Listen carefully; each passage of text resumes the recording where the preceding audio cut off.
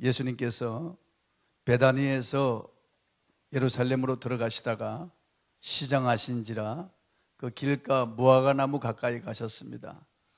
그 무화과 나무에 열매가 있는가 이렇게 보시니 열매가 없는 것을 보시고 너가 앞으로 영원토록 열매를 맺지 못할 것이라 그렇게 말씀하셨어요. 그런데 성경은 그 무화과의 때가 아니라고 말씀하고 있습니다. 예수님 그걸 모르셔서 그 무화과 나무를 저주하셨겠습니까? 그 무화과 나무를 통해서 우리에게 실물 교수하고자 하는 예수님의 그 의도가 있었던 겁니다. 그리고 예루살렘에 가셔서 사역을 마치고 이제 예루살렘에서 나가셔서 베다니에서 주무시고 그 다음날 아침에 다시 예루살렘으로 들어가시다가 제자들이 보니까 예수님이 저주한 그 무화과 나무가 뿌리채부터 말라서 죽어 있는 것을 보았습니다. 그래서 라삐여 보소서, 어제 주께서 말씀하신 이 무화과 나무가 말라 죽었나이다. 그때 예수님께서 하신 말씀이 하나님을 믿으라. 내가 진실로 너에게 이르노니 누구든지 이 산들을 명하여 바다에 던지우라 하고 그 말하는 것이 이룰 줄 믿고 마음에 의심치 아니하면 그대로 되리라고 말씀하셨어요. 그리고 24절에는 너희가 무엇이든지 믿고 구한 것은 받은 줄로 믿으라. 그리하면 너희에게 그대로 되리라. 그렇게 말씀하셨어요. 이게 믿으라는 말씀이 계속 나옵니다. 하나님을 믿으라. 그리고 또 그 말한 것이 이룰 줄 믿고 마음에 의심치 아니하면 그대로 되리라. 그리고 너희가 믿고 구한 것은 받은 줄로 믿으라. 그리하면 너희 그대로 되리라. 계속 예수님이 믿음을 강조하신 것을 볼 수 있어요. 23절에서는 믿음의 말을 강조하시고 24절에는 믿음의 기도를 강조하신 거예요. 예수님이 이 땅에 오셔서 이 믿음을 보시고 칭찬하기도 하시고 믿음을 보시고 책망하기도 하셨어요. 백부장이나 수로보니게 여인에게는 예수님 그 믿음을 보시고 칭찬하시고 제자들에게는 어찌하여 무서워하느냐 이 믿음이 적은 자들아. 또 다른 복음서에는 너희 믿음을 어디 두었느냐 그렇게 말씀하셨어요. 어찌하여 너희가 믿음이 없느냐 그렇게 말씀하시고 예수님은 우리들에게 너희 믿음대로 될지어다, 내 믿는 대로 될지어다 그랬어요. 예수님의 능력으로 기적을 행했다고 말씀하지 않고 우리 주님의 어떤 신적 권능으로 이적과 표적을 행했다고 말씀하지 않고 너희 믿음대로 될지어다. 우리에게 이 믿음을 주님이 요구하시는 거예요. 우리의 믿음대로 되라고 말씀하시는 거예요. 우리의 믿음이 우리를 구원하고 우리의 믿음이 기적을 일으키고 우리의 그 믿음대로 하나님이 되게 하신다는 거예요. 그러니까 이 믿음이 얼마나 중요한지 모릅니다. 예수님은 사람을 외모로 취하지 않습니다. 그 사람이 유식자든 무식자든 가진 자든 가지지 못한 자든 외모가 건강한 사람이 장애인이든지 주님은 그걸 보지 않습니다. 우리 주님은 오직 그 사람의 내면의 믿음을 보시고 그 믿음을 보시고 주님이 믿음 없음을 탄식하기도 하시고 믿음을 보시고 기뻐하시고 칭찬하기도 하신다. 마가복음 2장에 보면 가버나움의 그 중풍병자가 친구들 그 4명이 들것에 뉘인 채로 예수님께로 데리고 와서 사람이 너무 많아 예수님께로 갈 수 없음을 보고 그 지붕 위로 올려가지고 지붕을 뜯어내고 그 중풍병자에 누운 상을 예수님께로 달아내립니다. 예수님께서 그들의 믿음을 보시고 그랬어요.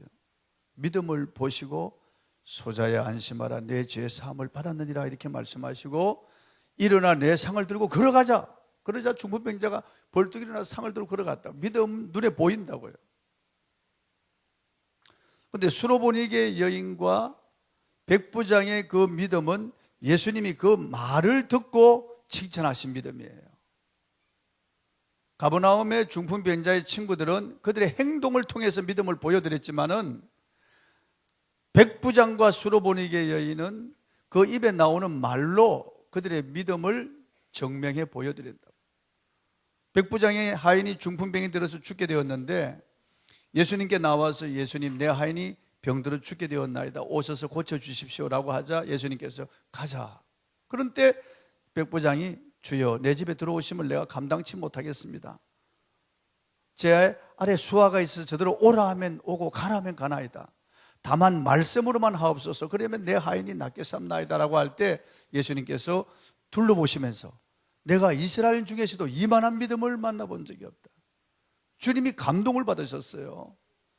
그리고 가라, 내 믿음대로 될지어다. 그 적시로 그 백부장 하인의 중풍병에서 놓여놨습니다. 할렐루야. 백부장이 무슨 헌금 많이 하고 무슨 공을 쌓은 것도 아니에요.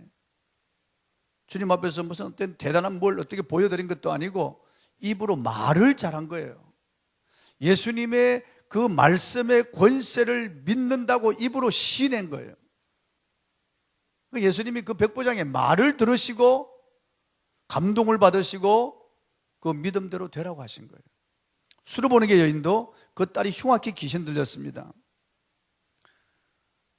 자기 신들에게 기도해 보았고 빌어 보았겠죠. 많은 의사들에게 찾아가 보았겠죠. 그러나 이 악한 귀신이 들었기 때문에 이건 의학으로 해결될 문제가 아니에요. 이건 어떤 이방 신들이 그 악한 귀신 뭐 쫓아내요. 자기들 한 통속인데 그럴 수가 있겠어요? 엄마로서, 어머니로서 할 짓을 다 해보았지만 안 되는 거예요. 그러다가 예수님의 소문을 들었습니다. 나사렛 예수께서 하나님의 아들이신데 그가 가는 곳마다 귀신을 쫓아내고 병든 자를 고치고 죽은 자를 살리신다. 그가 메시아가 아닌가, 이런 소문을 들었을 때 이 여인의 마음이 정말 예수님을 만나기를 간절히 원했다고. 그런데 요즘처럼 무슨 이렇게 무슨 정보통신이 있나요? 무슨 교통이 있나요? 어디 가서 예수님을 찾겠어요? 그러니까 이 여자가 정말 예수님을 만나기를 학수고대하고 오매불망 예수님 만나기를 원하는 그런 마음이 있었어요. 딸 때문에. 그때나 지금이나 어머니의 마음은 정말 자식을 향한 어머니의 마음은 같죠. 그런데 예수님께서 이 두로와 시돈 지경으로 들어오신 거예요. 그 이방 지경인데 성경학자들은 예수님께서 두로와 시돈 지경으로 들어갈 그 무슨 특별한 일이 없었다는 거예요. 이 여자 때문에 예수님이 들어가신 거예요. 이 여인이 예수님을 간절히 기다리고 예수님 만나기를 원하는 것을 예수님이 아시고 예수님께서 그 여인이 사는 두로와 시돈으로 들어가신 거예요. 예수님이 자기 사는 곳에 예수님이 오셨다는 말을 듣고 이 여인은 정말 뛸 듯이 기뻤겠죠. 뒤에서 소리치는 거예요. 다윗 자손 예수여, 나를 불쌍히 여기소서, 내 딸이 흉악히 귀신 들렸나이다. 그런데 예수님은 한 말씀도 대답하지 않습니다. 그냥 묵묵히 가시는 거예요. 그러니까 여자가 뒤에 따라오면서 계속 소리치니까 제자들이 저 여인이 뒤에서 소리치는 것을 돌아보지 아니하시나이까, 보내소서 그럽니다. 보내버려서 귀찮으니까 한마디에서 보내버리라는 거예요. 여러분, 먼저 믿은 자들이 새로 들어오는 사람들을 쫓는 경우가 있습니다. 묵은 닭이 새닭을 쫓듯이요. 먼저 믿은 사람들 때문에 시험 들어가지고 교회 떠나는 사람들이 많고 안티가 되는 사람들이 많아요. 목사, 장로, 안수집사, 권사, 그 사람들한테 걸려 넘어지고 실족하는 사람들이 교회 안에 있다니까요. 그 사람들이 교회를 떠나면은 교회 대적자가 되는 거예요. 예수님 제자들이 방해하는 거예요. 저 여인이 뒤에서 소리치는 것을 돌아보지 아니하십니까? 보내소서. 그때 예수님께서는 인자는 이스라엘 집에 잃어버린 양 외에는 보내심을 받지 아니하였다 그럽니다. 그러니까 예수님은, 이스라엘 백성은 예수님의 백성이고 이 여자는 이방 여인이기 때문에 은혜를 베풀어 줄 수 없다는 거예요. 참 서운한 말씀이죠. 예수님이 지금 성경에 기록하시려고 시험하시는 거예요. 이 여자는 실망하지 아니하고 앞으로 와서 엎드려 절하며 다윗 자손이여, 나를 불쌍히 여기소서, 내 딸이 흉악히 귀신 들렸나이다. 다윗 자손이라고 한 것은 예수님을 메시아로 믿는다는 거예요. 메시아는 다윗 자손을 누구나 다 알죠. 그때 예수님은 참 청천벽력 같은 말씀을 하시는 거예요. 아주 심한 말씀을 하시잖아요. 자식의 떡을 취하여 개들에게 던짐이 마땅치 아니하니라. 이 여인을 개라고 취급하는 거예요. 이스라엘 백성은 예수님의 자녀고 이 여인은 개라고 취급하는 거예요. 이쯤 되면은 대부분 실망합니다. 사랑의 주님이라고 자비로운 분이라고 들었는데 그게 아니구나. 정말 이분은 무정한 분이구나. 너무나 인격을 못 오가는구나. 이렇게 사람을 멸시할 수 있냐. 은혜 베풀어 주기 싫으면 안 주면 되지. 어떻게 사람을 개로 취급하고 사람들 앞에서 나를 개라고 하느냐. 이쯤 되면 대부분 다 시험 듭니다. 대부분 다 그냥 그만둡니다. 포기할 거예요. 그런데 이 여인이 정말 놀랍습니다. 옳소이다마는 그럽니다. 일단 예수님 말씀이 옳다고 긍정하는 거예요. 옳소이다마는. 여러분 옳지 않습니까? 자녀가 빵을 먹고 있는데 뺏어서 개들에게 던져줄 부모가 어디 있습니까? 없어요. 예수님 말씀이 옳은 거예요. 자녀의 떡을 취하여 개들에게 던짐이 마땅치 아니라, 자녀가 떡을 먹고 있는데 그걸 뺏어 개들에게 던져줄 부모가 없다고 딱 인정합니다. 이자가 옳소이다마는 개들도 주인의 상에서 떨어지는 부스러기를 먹나이다. 얼마나 놀라운 말씀인지 몰라요. 우리 집에 개를 키우거든요. 2마리. 한 마리는 크고 한 마리는 작은데 이 큰 놈이 항상 이게 테이블 밑에 들어가서 밥 먹을 때 테이블 밑에 들어가서 떨어지는 걸 기다리고 있습니다. 항상. 그리고 내 다리에 밥을 먹고 여기다 우리에게 턱을 탁 올리고 애처로운 눈으로 바라본다고요. 사료를 먹어야 되고, 사람 먹는 거 좀 냄새 나죠. 변해서 건강에도 좋지 못하죠. 사료를 먹여야 되는 거 뻔히 알면서도 애처롭게 그렇게 바라보면요 주고 싶은 마음이 생겨요. 정말 주고 싶은 마음이 생겨요. 그래서 제 아내가 못 주게 해도 살짝 몰래 떼가지고 주기도 하고 그런다고요. 하도 애처롭게 바라보니까 뚫어지게 바라보는 거예요. 정말 사람들이 은혜를 그렇게 사모하면 은혜 못 받을 자가 없을 것 같아요. 그렇게 개처럼 사모하면. 여인이 옳소이다마는 개들도 주인의 상에서 떨어지는 부스러기를 먹나이다. 이 말씀을 듣고 예수님께서 정말 감동을 받으신 거예요. 여자야 내 믿음이 크도다. 내 믿음대로 될지어다. 그럽니다. 또 다른 복음서에 보면 내가 이 말을 하였으니 평안히 가라. 내 딸이 귀신에게서 놓였느니라 그럽니다. 그래 그 말하는 그 순간 귀신이 떠나간 거예요. 여자가 예수님께 대단한 걸 바쳤습니까? 무슨 선한 일을 한 겁니까? 아니에요. 말을 잘한 거예요. 말. 여러분 우리 이 말이 얼마나 중요한지 알 수 없습니다. 잠언 6장 2절에 보면은 내 입의 말로 내가 얽혔고 내 입의 말로 내가 잡히게 되었느냐고 말했어요. 우리 입의 말로 우리가 얽히고 우리 입의 말로 우리가 잡히는 거예요. 내 인생이 실타래처럼 꼬이고 복잡하게 얽히고 설키고 되는 일이 없으면은 입의 말을 한번 체크해 봐야 돼요. 입의 말을 한번 체크해 봐야 돼요. 예수님께서 너희가 무슨 무익한 말을 하든지 심판날에 이에 대하여 신문을 받으라고 말씀하셨는데 우리 하는 말이 이런 작은 칩에만 녹음되는 게 아니에요.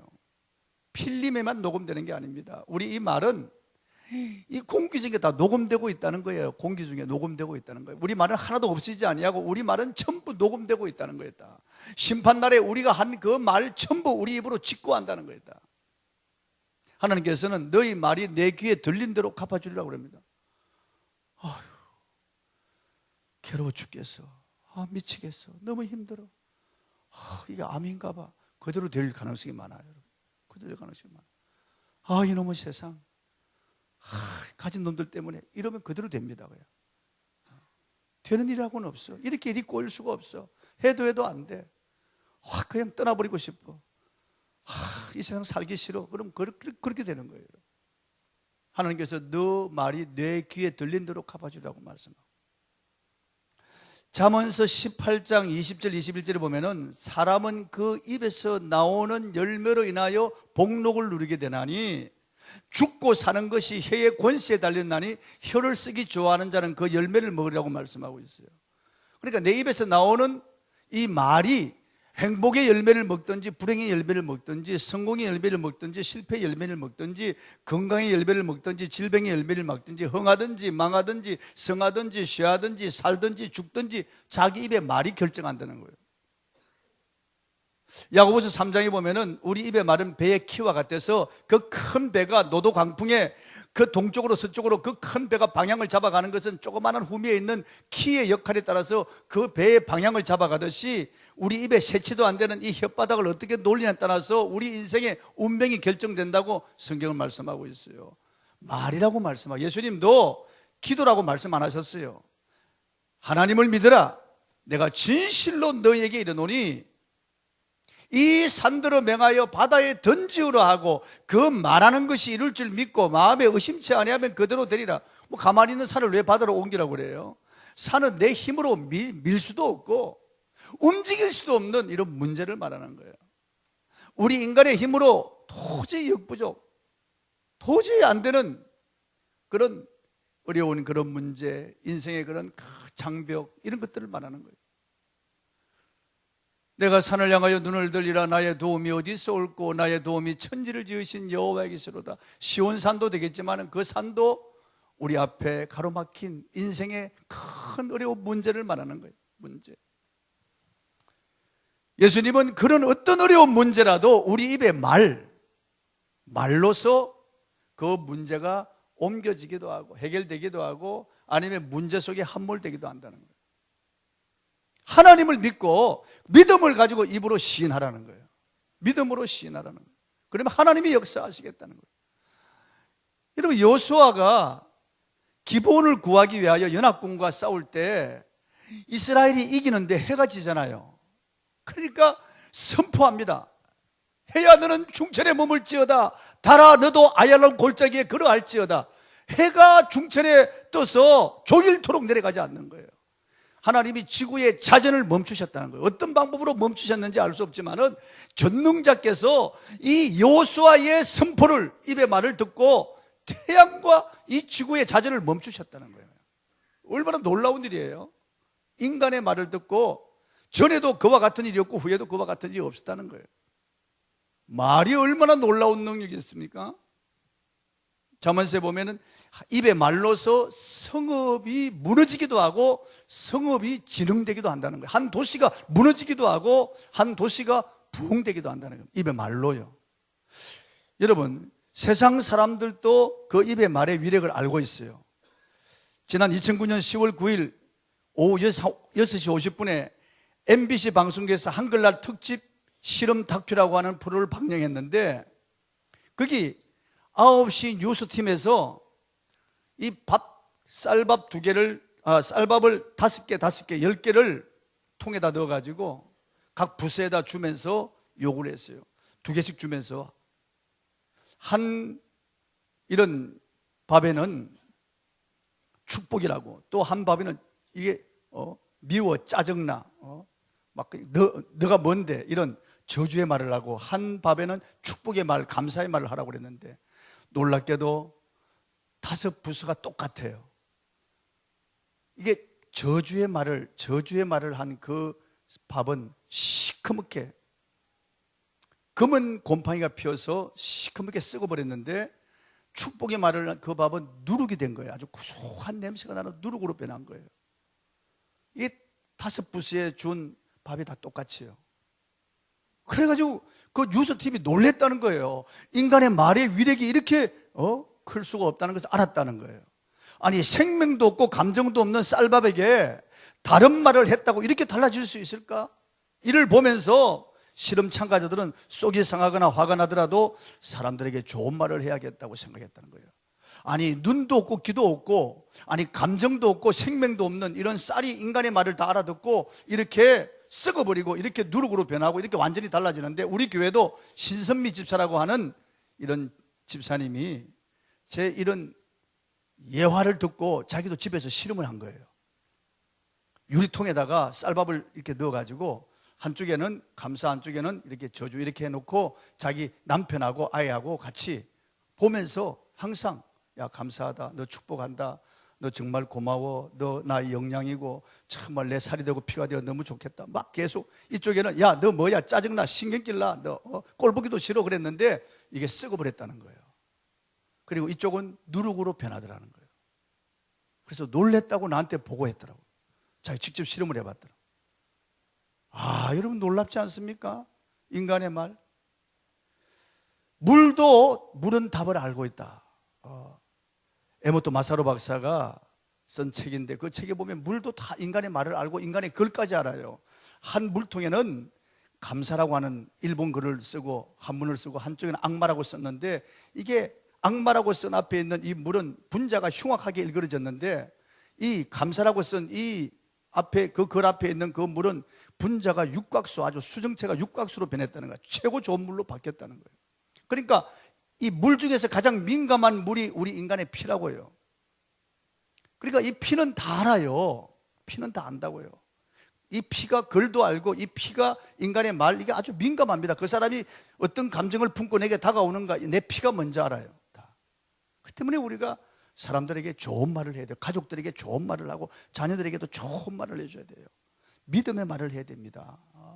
죽을 놈 썩을 놈, 뭐 병신 어쩌고 저쩌고 온갖 그런 애비 닮고 어미 닮고 말이야, 꼴도 보기 싫어 그냥 어째 너는 너 사촌아 그렇게 다르냐, 이런 말 하면 애가 망가지기 시작하는 거죠. 인간의 그 말이 놀라운 그런 능력을 가지고 있기 때문에 미국의 캘리포니아 심리연구소에서 사람의 말과 행동이 씨앗의 발화에 미치는 영향에 대해서 연구한 적이 있었습니다. 즉, 두 개의 화분에 똑같은 흙과 비료를 섞어 넣은 다음에 23개씩 씨앗을 심었습니다. 그런 다음에 온실 속에 두고 똑같은 태양열을 받게 하고 실내 온도도 똑같이 유지시켜 주었습니다. 그러나 그 실험에서 한 가지 방법만은 다르게 적용했습니다. 그것은 하루에 3번씩 첫 번째 화분 주변을 돌면서 그 화분의 씨앗들을 향해서 너는 아무리 싹을 틔우려 해도 열매를 맺지 못할 것이다. 너는 절대로 흙을 뚫고 나와 싹을 틔울 수 없어. 혹시 싹이 난다고 해도 곧 말라 죽을 거야. 말로 학대했습니다. 다른 화분에는 정반대로 그래 내가 정성껏 심은 씨앗들이 아름다운 식물로 자라나서 예쁜 꽃을 피우게 될 거야. 나는 그날이 기다려주는구나. 격려의 말을 해주었습니다. 드디어 3주가 지난 후에 두 화분의 사진이 나란히 유명한 이 타임지에 실렸습니다. 부정적인 말로 학대를 받았던 화분은 몇 개의 작은 싹만 나왔을 뿐 그 이상은 더 크게 성장하지 못했습니다. 말라 죽어버린 거예요.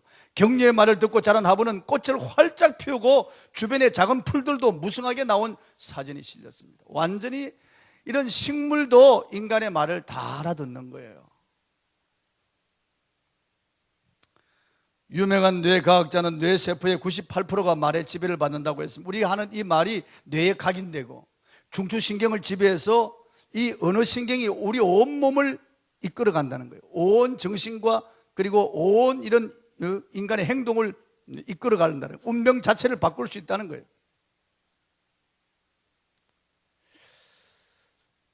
안양의 샘병원의 원장이 박상은 박사인데, 그 박상은 원장이 말이죠, 우리 몸에 60억 조의 세포가 있는데 이 세포가 인간의 말을 안다는 거예요. 그분이에요. 그 자기는 늘 그분 앞에서 찬양하라 내 영혼아, 찬양하라 내 영혼아, 찬양하라 내 장기야 그런다는 거예요.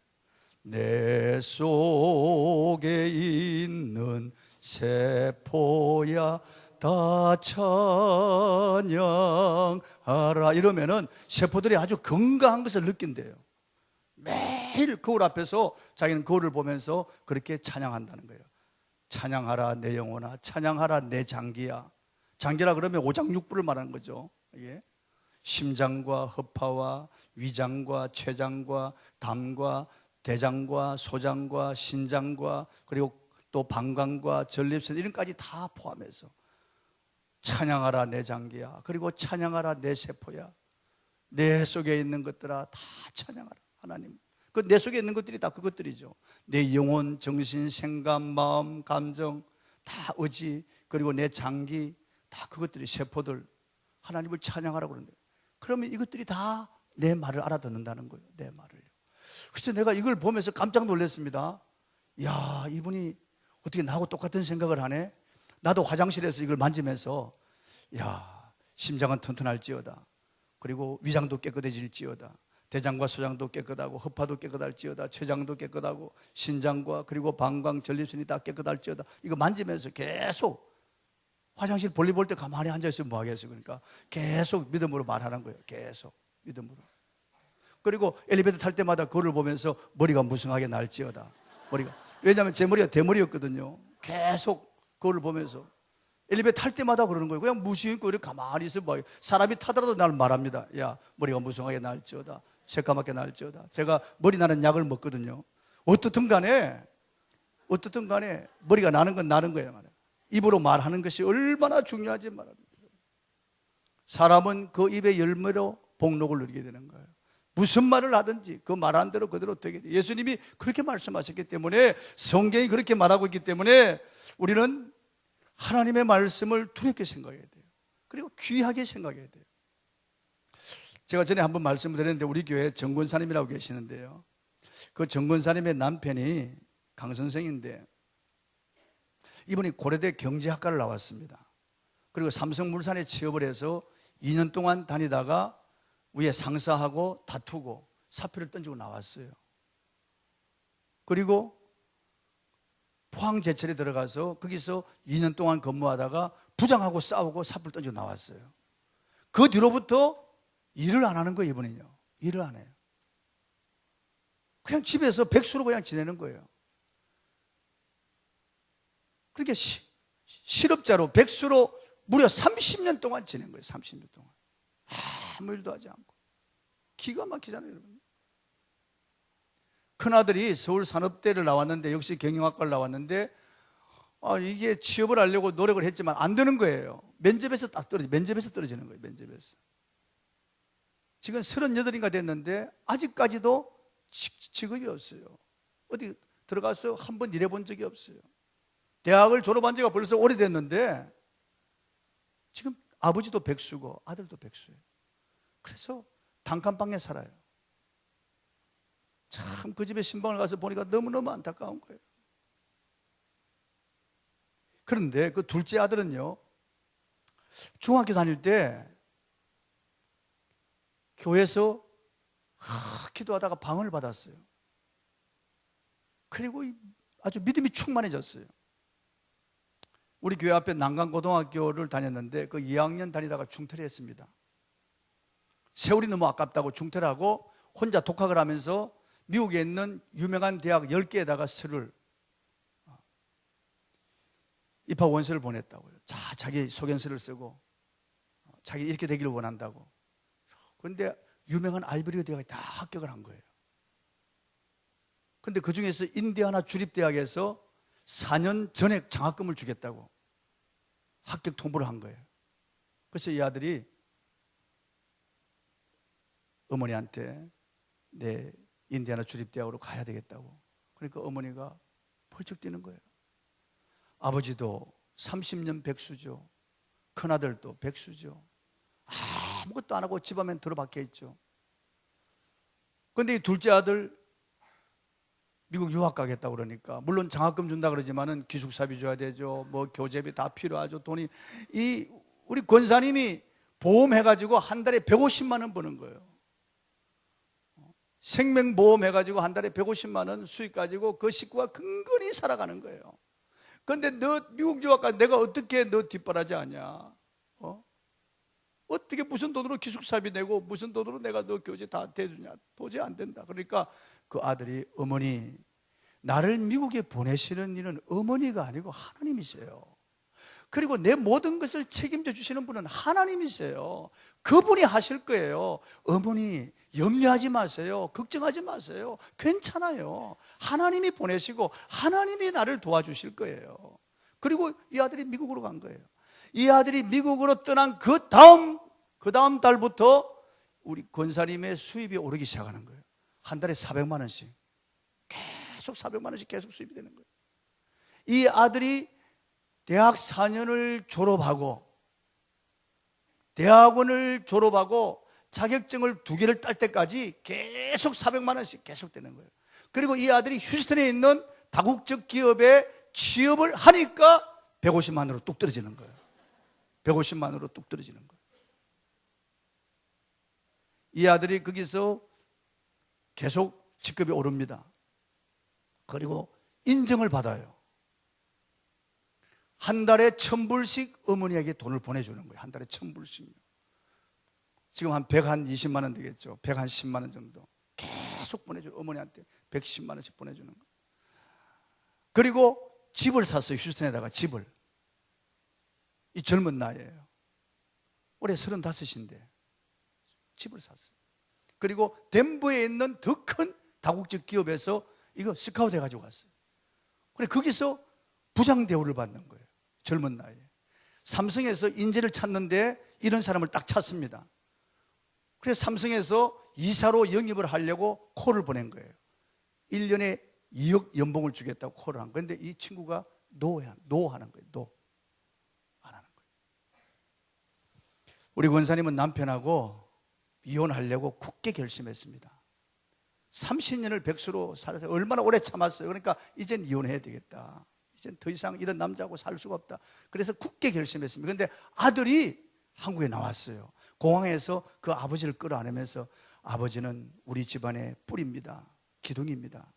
아버지는 우리의 존재 근원입니다. 아버지는 우리 가정의 가장이고 아버지 정말 존경합니다. 제가 아버지 효도하겠습니다. 앞으로 정말 효도하겠습니다. 그러니까 엄마가 이혼하겠다는 마음이 쑥 들어가는 거예요. 이 대아들이 아버지를 그렇게 인정하니까 그 지금 아직 이혼 안 하고 살아요. 몇 주 전에 우리 교회 등록했습니다. 그 남편이 등록했어요. 근데 이 아들이 정말 대단해요. 참 대단해요. 지금 한미약품하고 조인을 해가지고 몇 조가 되는 그런 프로젝트를 가지고 한국에 왔어요. 그래서 저하고 같이 식사를 하면서 들어보니까 정말 이 아들이 믿음의 말을 해요. 믿음이 좋아요.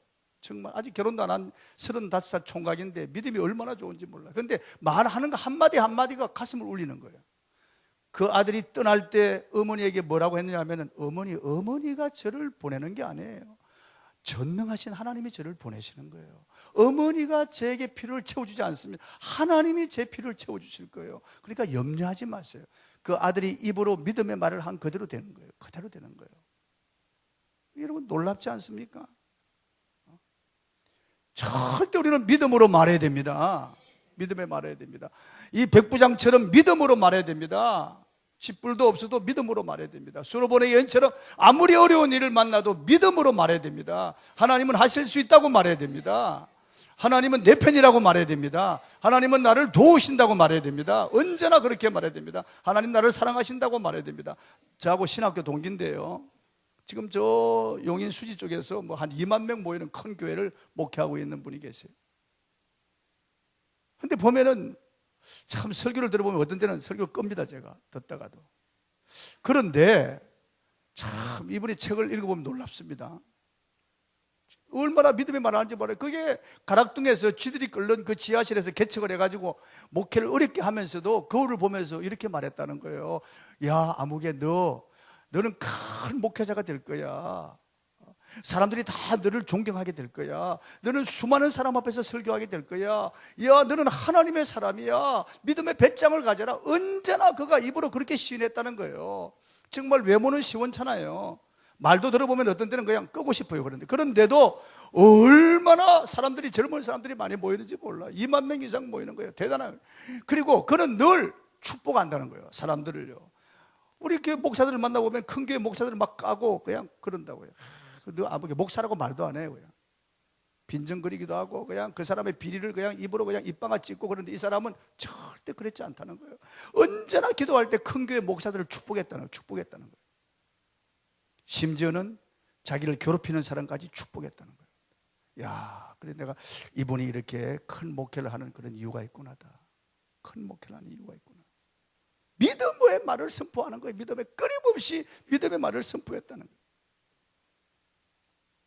여러분 하나님의 말씀을 입으로 시인하십시오. 그러면 말씀을 입으로 시인하는 대로 그대로 됩니다. 하나님께서 빛이 있으라 하심에 빛이 있었다고요. 그분도 말씀을 입으로 시인해서 창조한 겁니다. 하나님의 말씀은 얼마나 놀라운 능력이 있는지 알 수 없습니다. 히브리 4장 12절 하나님의 말씀은 살았고 운동력이 있어서 자유의 날선 어떤 검보다 이리하여 사람의 혼과 영과 및 관절 고치를 찔리며 사람의 숨은 생각을 드러내고 감찰하신다고. 하나님의 말씀은 살아있다고요.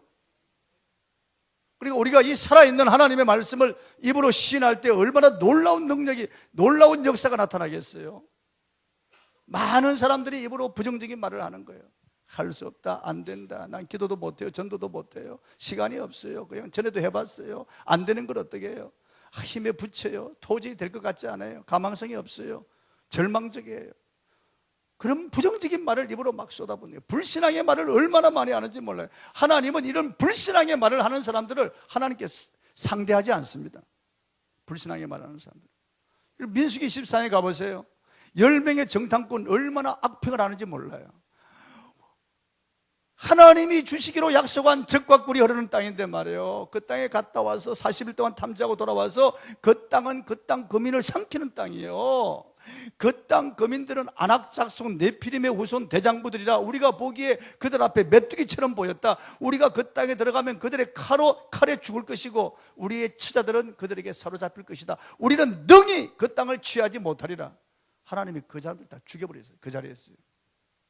그들의 말을 듣고 애굽에 매장지가 없어서 우리를 이 광야로 이끌어냈냐, 차라리 여기서 죽었으면 좋겠다고 그 입으로 말한 대로 그대로 그 광야에 다 죽었어요. 그 사람들은 다 죽었어요. 입으로 말한 대로 그대로 너희 말이 내 귀에 들린 대로 갚아주리라. 40년 동안 광야를 돌리게 하셔서 그들을 다 광야에서 다 죽게 만들었다. 하나님께서 그 입에 말한 대로 그대로 되게 하셨어요. 그러나 여호수아와 갈렙은 달랐어요. 하나님을 거역하지 말라. 그 땅은 과연 젖과 꿀이 흐르는 땅이라. 그 땅의 보호자, 그 땅 사람들의 보호자는 떠났고 우리는 여호와가 계시지 아니하냐. 하나님을 거역하지 말라.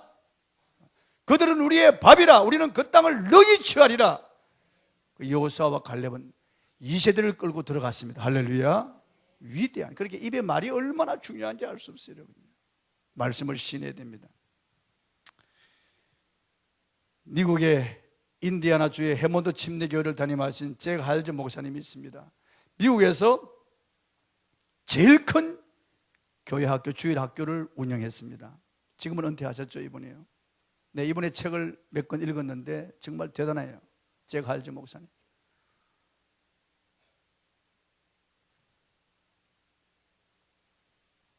조엘 오스틴 목사의 교회가 일어나기 전에 이분 교회가 제일 컸어요, 미국에서요. 1년에 2만 5천 명씩 세리를 주었어요. 대단한 분이에요. 그런데 그 어머니가 어릴 때부터 이 잭 할즈에게 말이죠, 성경을 손에 들게 하고 따라하게 합니다. 예수 그리스도는 하나님의 아들이시다. 오직 예수 그리스도만이 구원을 주시는 분이시다. 성경은 하나님의 말씀이다. 하나님만이 우리에게 복을 주시는 분이시다. 이것을 끊임없이 따라하게 합니다. 군대 들어갈 때까지 어릴 때부터 하루도 빠지지 않고 계속 성경을 들고 그 말씀을 따라하게 했습니다. 이 아들이 어찌 훌륭한 목사가 되지 않을 수가 있겠어요? 어떻게 위대한 인물이 되지 않을 수 있겠어요? 그 어머니가 그렇게 입으로 시인하게 한 대로 그대로 된 거예요. 그대로 된 거예요. 조엘 오스틴 목사의 어머니가 암에 걸렸습니다. 말기암. 병원에서 3개월밖에 살지 못한다고 사망 선고를 했습니다. 그런데 병원 문을 탁 나서면서 그 어머니가 할렐루야 감사합니다. 그리고 자기 집에다가 거울 앞에다가 화장대, 그리고 냉장고 앞에, 싱크대 앞에, 화장실 다 성경 구절을 49절을 붙여놨어요. 치유에 대한, 하나님이 병을 고친다는 구절을 49절을 쫙 붙여놨어요. 출애굽기 15장 20절에 나는 너희를 치료하는 여호와임이니라. 그 말씀부터 시작해서 이사야 53장 5절 그가 찔림은 그가 채찍에 맞으면 우리가 나음을 입었다. 말라기 4장 2절 여호와를 경외하는 너에게는 의로운 해가 떠올라 치료하는 광선을 바라니 너희가 외양간에서 나온 송아지같이 뛰리라. 믿음의 기도는 병든 자를 일으킨다. 그리고 병든 자에게 손은 정 나을 것이다. 이런 말씀들을 쭉 붙여놓고 계속 그 말씀을 입으로 시인했는데 조엘 오스틴 목사의 아버지 존 오스틴은 일찍 죽었어요. 6천 명 교인이 되었을 때 죽고 조엘 오스틴이 그 아버지 뒤를 이어서 목사가 된 거예요. 존 오스틴 목사였죠. 그런데 아버지는 죽었는데 어머니는 아직까지도 건강하게, 그게 벌써 20몇 년 전인데 아직까지도 건강.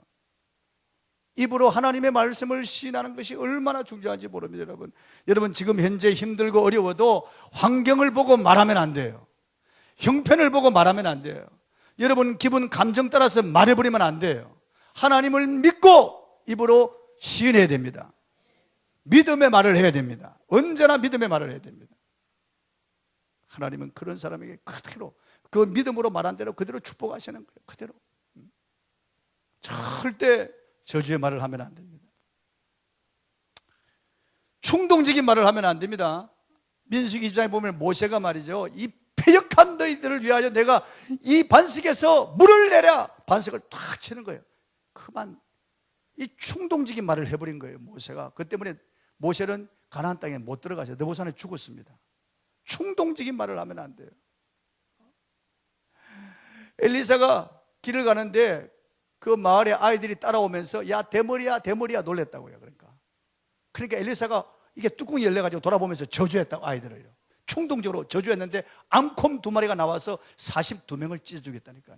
그러니까 충동적인 말을 하면 안 돼요. 입다가 전쟁에 나가면서 전쟁에 승리하고 돌아오면 문에서 제일 먼저 나오는 그를 제물로 바치겠다고 하고 나갔다고. 돌아오니까 자기 딸이, 무남동녀 딸이 나오는 거예요. 기가 막히잖아요, 여러분. 이 충동적인 말을 하면 안 돼요. 감정에 따라서 함부로 말을 하면 안 돼요. 성경에 보십시오. 노아가 셈과 야벳을 축복한 그대로 되었고 함을 저주했는데 저주한 대로 함과 그의 아들 가나안과 그 자손들이 그대로 되었다고요. 저주한 대로 그대로 되고 축복한 대로 그대로 되었어요. 이삭이 야곱을 축복한 대로 그대로 되었습니다. 그리고 에서에게 축복이 없어요. 에서는요, 이슬을 맞고, 그리고 덜의 칼이 칼을 가지고 살 것이 그대로 되는 거예요. 에돔족 속의 조상이 되는 거예요. 야곱이 12아들을 축복했는데 그대로 됐습니다. 여러분, 놀라운 거예요. 요셉의 2아들 에브라임, 므낫세를 어금밖에 축복했는데 그대로, 그 둘은 12지파에 들어간 거예요. 그리고 요셉의 가지는 정말 무성하고 담을 넘었어요. 하나님이 얼마나 축복하셨는지 몰라요. 그리고 유다는 영적인 복을 받았습니다. 유다 지파에서 메시아가 오셨죠. 그리고 다윗이 유다 지파 사람 아니에요? 계속 왕권이 내려갑니다. 그 야곱이 축복한 그대로 되었어요. 우리 입에 이 말이 얼마나 중요한가 하는 것을 성경은 우리에게 가르쳐주고 있습니다. 자녀들을 축복해야 됩니다. 자녀들을 축복해야 됩니다. 쏙썩이고 말 안 듣고 정말 그 꼴을 보면은 지금 너무 형편없고 저게 정말 사람이 될 것인가 인간이 될 것인가 정말 한숨 나고 가슴 아프지만은 그러나 입으로 믿음의 말을, 축복의 말을 해야 됩니다. 김준호 목사 어머니가 그랬다고 그러잖아요. 그 아들이 술 마시고 와서 막 토해내고 하는데도 등을 두드리면서 장차 훌륭한 목사님이 될래 아들아 그랬다는 거예요. 그걸 보면서 속으로는 어떻든지 입으로는 말은 언제나 믿음의 말, 축복의 말을 해야 됩니다. 언제나 긍정적인 말을 해야 됩니다. 하나님은 우리 입의 말, 그 말을 들어보시고 하나님 그대로 너 말한 대로 그대로 되라고 하시는 거예요. 믿음의 말, 축복의 말, 칭찬의 말, 감사의 말, 긍정적인 말, 이런 말을 해야 돼요. 절대 남을 비난하고 비판하지 마세요, 여러분요. 수근수근하고 남을 험담하지 마세요. 그게 나에게 다 돌아와요. 심은 대로 거두니까요. 다 돌아와요. 말이 씨앗입니다, 여러분. 그대로 심은 대로 다 거두게 되어 있어요. 오늘 여러분 결심해야 돼요. 정말 내 입에 말을 고쳐야 되겠다고 결심해야 돼요. 말을 고치지 않으면 축복이 없습니다, 여러분. 말을 바꿔야 돼요. 건강하기를 원하면 말을 바꿔야 돼요. 부유하게 살기를 원하면 말을 바꿔야 돼요. 성공하기를 원하면 말을 바꿔야 돼요. 행복하기를 원하면 말을 바꿔야 돼요. 처음 한 번, 두 번 해보다가 그만두지 말고 끊임없이 해야 돼요. 끊임없이 입으로 시인해야 돼요. 하나님의 역사예요. 베드로전서 3장 10절에 그러므로 생명을 사랑하고 좋은 날 보기를 원하는 자는 혀를 금하여 악한 말을 그치며 그 입술로 개후를 말하지 말라고 그랬습니다. 생명을 사랑하고 좋은 날 보기를 원하죠. 전부 다 잘 되기를 원하잖아요. 그래서 그 입의 말로 그렇게 된다는 거예요. 입의 말로. 한 말씀 이제 하고 마칠게요. 제가 전에 한번 말씀을 드렸는데 저희 부부를 주례하신 목사님이 박중성 목사님인데 부산에서 19년 목회하시고 한 교회에서 은퇴하셨어요. 69세에 은퇴하셔가지고 미국에 갔는데 버지니아에 가서 거기서 교회를 개척했습니다. 서울 장로교회라고. 왜냐하면 버지니아에 자기 딸이 이화 다이아몬드 회장 부인이거든요. 그러니까 그 직원들하고 가족들만 해도 엄청난 숫자니까 금방 1년 만에 한 100명 가까이 됐어요. 미국에서 100명이면 대단하죠. 그런데 몸에 이상을 느꼈어요. 그런데 그게 의료보험이 안 되기 때문에 목사님 부부가 한국으로 나왔습니다. 서울대학병원에서 검진을 해보니까 전립선암 말기, 골수암 말기로 나왔어요. 세브란스 병원에 가서 다시 검진을 받아보니까 전립선암 말기, 골수 똑같이 나왔어요. 그래서 목사님은 오래 살아야 3개월 정도밖에 못 삽니다. 그리고 몰핀이 듣지 않습니다. 나중에는요. 진통제가 듣지 않는다는 거예요. 왜냐하면 이 두 가지 암이 골수까지 퍼졌으니까. 그래서 목사님이 인천에 있는 둘째 아들 집에서 죽으려고 작정했습니다. 미국에 가지 않고. 그때 인천에 둘째 아들이 있었거든요. 큰아들이 나하고 동기예요. 그 영찬이라고 하는 그 둘째 아들 집에 가서 거기서 죽기를 이제 마지막 거기서 임종을 맞이하려고 갔었는데 너무너무 고통스러운 거예요. 나중에 몰핀이 안 듣는 거예요, 정말. 그래서 수건으로 입을 틀어막아도 비명이 나오는 거예요. 너 움직일 수도 없고 말이야. 막 고통이 엄습해 오는데 진통제가 안 듣고 몰핀이 안 들어오니까 어떡하겠어요. 근데 사모님이나 아들은 괜찮은데 며느리 보기가 너무 부끄럽더라는 거예요. 우리 아버님이 수십 년 목회하고 은퇴하셨는데 아니 목회를 어떻게 잘못했냐, 저렇게 몹쓸병에 걸려가지고 죽을 때 저렇게 고통하면서 죽네. 며느리가 그렇게 생각할까 봐서 너무너무 괴로운 거예요. 이런 암으로 인한 진통보다도 며느리 앞에서 부끄럽고 너무너무 괴로운 거예요. 그래서 목사님이 하나님 기도해요. 하나님, 오늘 밤이라도 빨리 데려가세요. 죽으면 이 땅보다 수억만 배 좋은 천국 가는데 무엇이 죽음이 두렵겠습니까, 하나님? 그런데 부탁합니다. 제발 고통 없이 죽게 해주세요. 근데 며느리 보기가 너무나 부끄럽습니다. 고통 없이 오늘 밤에 깨끗하게 죽게 해주세요. 그리고 기도했는데 깜빡 잠이 들었습니다. 잠을 한숨 못 잤거든요. 통증 때문에 잠을 못 잤거든요. 그런데 깜빡 잠이 들었는데 목사님이 나무 밑에 꿈에 호박씨 하나를 심었는데 그게 싹이 나가지고 이렇게 자라가지고 나무를 타고 올라가서 나무 가지에 이렇게 퍼지면서 호박잎이 나오고 호박꽃이 이렇게 피는데 호박꽃에서 열매가 맺히는데 보니까 호박이 열려야 되는데 호박이 안 열리고 수박이 열린 거예요. 그리고 목사님이 딱 꿈을 딱 깼어. 그래서 잠에서 깨어난 후에 너무 생시와 같이 너무나 분명한 꿈을 꿨구나. 그래서 옆에 주무시는 사모님을 깨워서 여보 잠깐 일어나 봐요. 그래서 사모님 일어나, 내가 호박씨 하나를 나무 밑에 심었는데 분명히 호박줄기고 호박잎이 나오고 호박꽃이 피었는데 열매가 호박이 안 열리고 수박이 열렸다고. 사모님 이거 해몽 좀 해봐요. 그러니까 사모님이 가만히 있다. 목사님, 제 생각은 하나님은 우리가 구한 것보다 더 좋은 것을 주신다는 뜻 같아요. 그때 목사님이 손뼉을 딱 쳤다는 거야. 손뼉을 딱 치면서 어쩌면 당신이 나하고 똑같은 생각을 했구려. 나도 그 생각을 했어. 그 순간 머리에서부터 전륜이 찌르르르르 하고 전기가 지나가는 것처럼 찌르르르 하고 밑으로 쭉 지나가는데 너무너무 시원하더라는 거예요.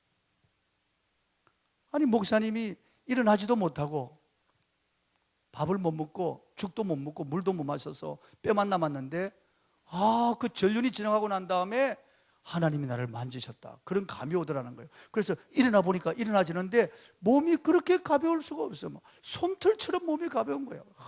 움직여 보니까 그래서 내 몸에 이상이 생겼다. 그 다음날 병원에 가서 검진을 받아보니까 의사가 깜짝 놀라네. 목사님 이게 어떻게 된 일이에요? 암이 완전히 사라진 거예요. 온몸에 암이 가득했는데 모든 암세포가 다 제거돼 버린 거예요. 그러니까 암에서 건강을 찾아가지고 이분이 우리 교회에 3번 와서 간증했습니다. 똑같은 간증을 3번 했다니까요. 그래서 이분이 러시아어, 중국어, 영어 자기 간증집을 만들어가지고 러시아로, 중국으로, 캐나다로, 미국으로 다니면서 간증집을 뿌리는 거예요. 살아계신 하나님을 보라, 내게 베푸신 하나님의 은혜를 보라. 그러면서 자기가 그 겪었던 걸 쭉 얇은 간증집을 만들어가지고 그걸 뿌리는 거예요. 그거 읽어보면 누구나 다 감동을 받을 수 있도록. 우리 교회 와서 3번이나 간증했다니. 그러니까 여러분, 아무리 어렵고 힘들어도 하나님은 우리가 구한 것보다 더 좋은 것을 주신다고 말해야 됩니다. 언제나 그렇게 해야 됩니다. 저는 개척에서 초기부터 일하는 소에게 망을 씌우랴, 이 말씀은 소에게 한 말씀이 아니라고 성경을 말씀하고 있어요. 복음을 전하는 주의 종에게 한 말씀이라고. 그래서 나는 절대로 개척교회 하면서 힘들고 어렵게 하지 않는다. 나는 도우면서 한다. 처음부터 우리는 하나님께서 내 입으로 계속 시인했기 때문에 이 지역에서는 제일 큰 교회가 된다, 입으로 계속 시인했기 때문에 하나님 조금도 어려움을 겪지 않고 이렇게 성장하도록 해주셨어요. 말이 얼마나 중요한지 알 수 없습니다, 여러분. 말이 얼마나. 목사들 이렇게 만나서 대하는 거 보면 아주 부정적인 목사들이 많아요. 너무나 부정적이에요. 그러니까 목회가 안 될 수밖에 없고 그 가정이 정말 불행할 수밖에 없는 거예요. 목사라도 자기 입에 말이 그러면은 그 입의 말대로 그대로 되는 거예요. 누에가 자기 입에서 나오는 실 300m가 넘는 그 실을 뽑아가지고 집을 만들어 그 집에 들어가듯 살듯이 우리 인간도 자기 입에서 나오는 말로 자기 운명의 집을 짓습니다. 행복의 집을 짓든지 불행의 집을 짓든지 성공의 집을 짓든지 실패의 집을 짓든지 흥하든지 망하든지 성하든지 쇠하든지 살든지 죽든지 자기 입의 말대로 그대로 되는 거예요. 여러분, 아무것도 없어도 입으로 믿음의 말을 하십시오. 나는 하나님의 아들이라고 말하십시오. 링컨 대통령은 나는 이 죄인의 아들이 아니고 나는 하나님의 아들이다 그래요. 나는 타락한 사람의 자식이 아니고 나는 하나님의 아들이다. 입으로 늘 링컨이 그렇게 말했다고요. 여러분, 입으로 믿음의 말을 하고 그리고 기도하고 난 다음에도 믿음으로 말을 하십시오. 너희가 무엇이든지 기도하고 구한 것은 받은 줄로 믿으라. 그래야 하면 너희에게 그대로 되리라. 기도하고 구한 것 아직 안 왔는데 어떻게 받은 줄로 믿습니까? 눈에 아무것도 안 보이고 귀에 아무것도 들리지 않고 손에 잡히는 거 행편은 여전히 어렵고 환경은 여전히 절망적인데 어떻게 받은 줄로 믿습니까? 입으로 시인하라는 거예요. 받았다고. 기도하고 구한 것은 받았다고 입으로 시인하라는 거예요. 계속. 그래 하나님 그대로 되게 하십니다. 그대로 되게 하세요. 여러분, 이런 축복이 여러분에게 있기를 바랍니다. 찬송 하나 하고 기도하십시다. 할 수 있다 하시니는 나의 능력 주 하나님